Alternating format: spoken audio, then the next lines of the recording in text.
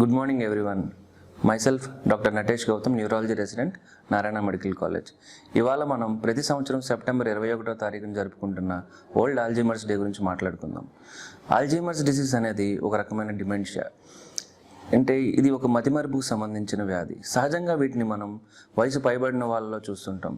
సుమారుగా వయసు 87 సంవత్సరాలు దాటిన వాళ్ళలో చూడడం అనేది సహజంగా జరుగుతుంది. కానీ ప్రస్తుతానికి ఉన్న మన లైఫ్ స్టైల్ చేంజెస్ వీటన్నిటి వల్ల 65 ఏళ్ళు పైబడిన వాళ్ళలో కూడా ఈ వ్యాధి అనేది చూస్తున్నాం. ఇంకా కొంతమందిలో అయితే 65 ఏళ్ళ కంటే తక్కువ వయసులో ఉన్న వాళ్ళలో కూడా కొంతమంది వంశపారంపర్యంగా వచ్చేటటువంటి ఈ మతిమరుపు వ్యాధి సహజంగా మనం 65 ఏళ్ళ కంటే తక్కువ వయసులో ఉన్న వాళ్ళని కూడా చూడడం జరుగుతుంది. దీని యొక్క ముఖ్య లక్షణాలు ఎలా ఉంటాయంటే, వీళ్ళు ఏదైనా ఒక ఈవెంట్, ఫర్ ఎగ్జాంపుల్ ఒక టైంలో జరిగిన ఒక ఈవెంట్, వాళ్ళ ఇంట్లో జరిగినటువంటి ఏదైనా శుభకార్యం కానీ, లేకపోతే ఏదైనా ఒక పని కానీ, ఒక వర్క్కి వెళ్ళినటువంటి ఒక ఈవెంట్ ఏదైనా కానీ, దానికి సంబంధించిన డీటెయిల్స్ అనేవి మర్చిపోవడం జరుగుతుంది. అట్లానే వాటితో పాటు రీసెంట్గా ఏమైనా జరిగిన పండగలు కానీ వాళ్ళ ఇంట్లో, దానికి సంబంధించిన ఏమన్నా ఎవరైనా వచ్చి వెళ్ళేటటువంటి బంధువులు ఎవరు, ఏం జరిగింది, వీటి చిన్న చిన్న డీటెయిల్స్ అన్నీ మర్చిపోవడం అనేది జరుగుతుంది. అట్లానే ఈ వ్యాధి ముదిరే కొద్దీ సహజంగా వీళ్ళల్లో ఇంటి నుంచి బయటికి వెళ్ళడం అనేది తగ్గిపోతుంది. వాళ్ళే ఐసోలేటెడ్గా ఉంటారు.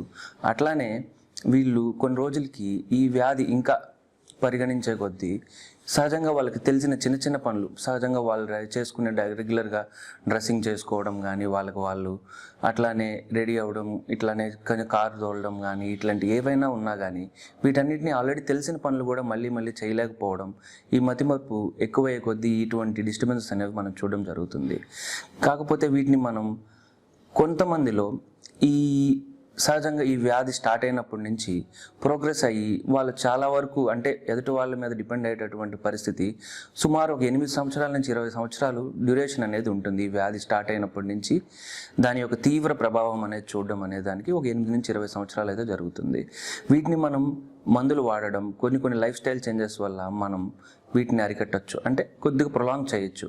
వీటికి మనం తీసుకోవాల్సిన జాగ్రత్తలు ఏంటంటే, ముందుగా న్యూరాలజిస్ట్ని కలవడం అనేది ఒక బెటర్ ఆప్షన్.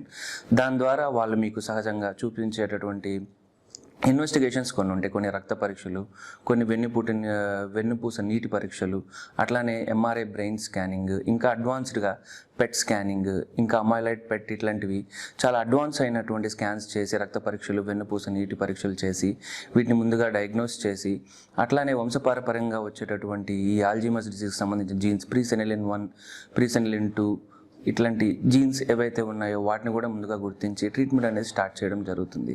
వీటికి చాలా ఆధునికంగా చాలా పరిశోధనలు జరగడం వల్ల ప్రస్తుతానికి చాలా అడ్వాన్స్ ట్రీట్మెంట్స్ అనేది అవైలబిలిటీలో ఉన్నాయి. సో ఈ సంవత్సరం సహజంగా మనం సెప్టెంబర్ 21 జరుపుకునేటటువంటి వరల్డ్ ఆల్జీమర్స్ డే థీమ్ ఏంటంటే, time to act on dementia, time to act on Alzheimer's disease, as well as know dementia and know Alzheimer's disease.